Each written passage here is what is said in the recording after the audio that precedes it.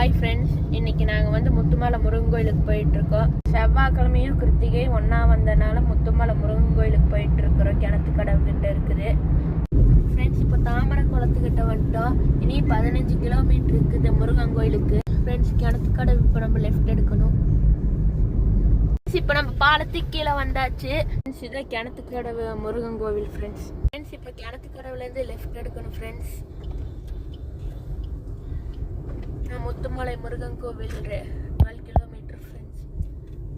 சொக்கனூர் வந்தாச்சு. இனி நம்ம 5 கிலோமீட்டர்ஸ் இருக்கு ஃப்ரெண்ட்ஸ். சொக்கனூர் கிராமம் ஃப்ரெண்ட்ஸ். அப்படியே ஒரு டீயும் போண்டாவும் சாப்பிட்டுட்டு போகலாம் ஃப்ரெண்ட்ஸ். இல்லை லெஃப்ட் எடுக்கணும்.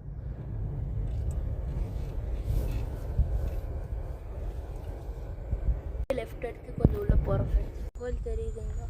நீ நம்ம ஒரு 1/2 கிலோமீட்டர் போனால் போயிடலாம் ஃப்ரெண்ட்ஸ். மேலே ஃப்ரெண்ட்ஸ் இதான் சொரக்கா தோட்டம் ஃப்ரெண்ட்ஸ்.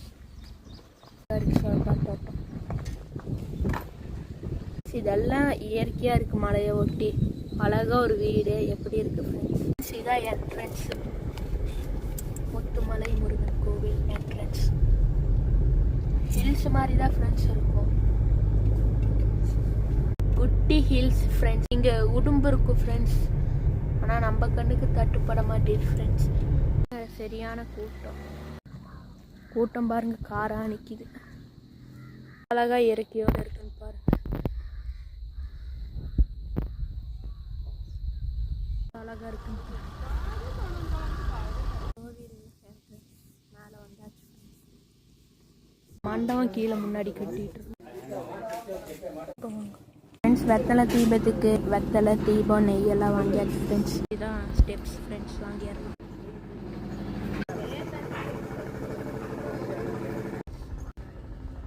விநாயகர் ஃப்ரெண்ட்ஸ். அப்படியே முத்து கவுண்டலூர் எவ்வளோ அழகாக இருக்கு. தேர் இழுப்பாங்க.